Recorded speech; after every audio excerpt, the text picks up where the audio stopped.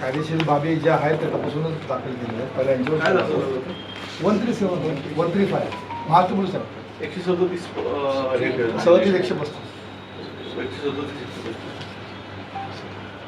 पोलिसांनी गळा दाबेपर्यंत फक्त केलं. मला तर श्वास घ्यायला तुम्ही पहिलं पत्रकार दाखवतील, मान्य करा तुम्ही. माझा व्हिडिओ नाही. सदावर्तेचा सर तिथं सदावर्तेला आम्ही हाणू या वेळेला, कारण तो ना त्याच्या लायकीपेक्षा जास्त बोलतो. खरं तर पक्षाकडनं आम्हाला आदेश नाहीत म्हणून, आम्हाला आदेश आहेत की अशा फालतू माणसाच्या नादाला लागू नका म्हणून. आता पक्षाकडनं जर आम्हाला आदेश आले तर हे त्याला मार्ग काय असतो तो आम्ही नक्की दाखवून देऊ. तुम्ही याच्यावर काय मीरा भाईंदरमध्ये मागच्या अनेक दिवसापासून जे काय चाललंय त्याच्यामध्ये दाखल होत नाही, पण सदावर्ते सारख्या फालतू माणसाला विरोध केला तर गुन्हा आमच्यावर लगेच होतो. तो पण खूप काही बडबडला आहे, त्याच्यावर पण करणार का तुम्ही? त्यांच्यावर पण दाखल म्हणजे आयोजकावर दाखल केलेलं आहे. जे बडबडलं आहे ते फुटेज आम्ही प्राप्त करतोय, आमच्याकडे आलेले नाहीत अजून.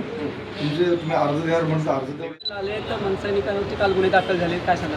मला असं वाटतं की कालची जी घटना आहे, सदावर्ते नावाचा एक तुकार माणूस हा स्वतःच्या प्रसिद्धीसाठी प्रत्येक ठिकाणी जातो, मराठी भाषेबद्दल मराठी नेत्यांबद्दल सतत वाईट बोलत असतो.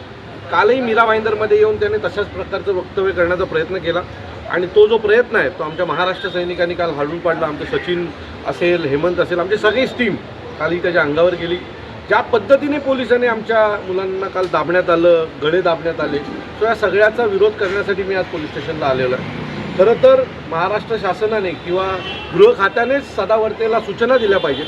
ह्या गोष्टी घडतात का, तो कारण नसताना म्हणजे कुठलाही विषय असो, सदावर्ते आम्हाला मध्ये आणतो, मराठी भाषेला मध्ये आणतो, सतत भाषेच्या विरोधात काम करत असतो आणि तो या सगळ्या गोष्टी त्याला मिळालेलं संरक्षण याचा गैरफायदा घेऊन खूप जोरजोरात बोलण्याचं काम करतो. आमची गृह खात्याला आणि माननीय गृहमंत्र्यांना विनंती आहे की सदावर्तेला आवर घाला, नाहीतर सदावर्तेला आता आमचा जो काही पेशन्स आहे तो संपायची वेळ आलेली आहे. एक दिवस येईल की सदावर्तेला रस्त्याने कपड्याशिवाय फिरवलं जाईल, एवढं नक्की. काल तो निवेदन दिलेलं आहे, काय मागणी?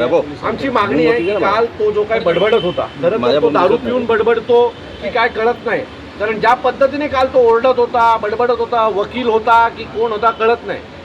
मला असं वाटतंय की ज्या प्रकारे त्याचं बिहेवियर आहे आणि जो तिथे तो बडबडत होता त्याच्या विरोधात देखील आम्ही आता तक्रार केलेली आहे आणि त्याच्यावर गुन्हा दाखल झाला पाहिजे अशी मागणी आम्ही आता नवघर पोलीस स्टेशनला केलेली आहे. अपेक्षित आहे की आज संध्याकाळपर्यंत याच्या बाबतीत योग्य ती कारवाई होईल. नाही झाली तर सदावर्तेला आम्ही धोपटल्याशिवाय राहणार नाही. सतत सन्माननीय साहेबांच्या विरोधात बोलणं, आम्ही तर आमच्या पक्षाकडनं एकही माणूस त्याच्याबद्दल समोरून बोलायला जात नाही. तो दरवेळेला काय घडलं की सुरुवात सन्माननीय साहेबांपासून करतो, मराठी भाषेपासून करतो आणि हे जाणून बुजून तो आम्हाला भडकवण्याचा प्रयत्न करतोय. मग जसं मराठी आंदोलकाने त्याला घरात घुसून मारलं होतं तसं आम्ही मारायची वाट सरकार बघते का? सरकार त्याला समज का नाही देत आहे? का जाणून बुजून आमच्या अंगावर? त्याला अपेक्षित काय की आम्ही भर रस्त्यात त्याला कपडे करून मारावं हे त्याला अपेक्षित आहे का? आमचा एकही नेता, एकही कार्यकर्ता सदावर्तेच्या बाबतीत नावही समोरनं घेत नाही, पण हा सतत सन्माननीय साहेबांबद्दल मराठी भाषेबद्दल जे काय बोलायचं काम करतोय हे त्याला आम्ही घरात घुसून मारावं या दृष्टीने त्याचा प्रयत्न आहे. म्हणजे आणखी 4 पोलीसवाले त्याला संरक्षणाला मिळतील असं काय त्याचा प्रयत्न आहे की काय, हा आमच्या मनात आलेला प्रश्न आहे. मी पुन्हा गृह खात्याला विनंती करतो की या सदावर्तेला आवर घाला. हा आम्ही त्याच्या अंगावर न जाता सतत सन्माननीय राजसाहेबांचं नाव घेऊन महाराष्ट्रामध्ये वातावरण खराब करण्याचं काम करतोय.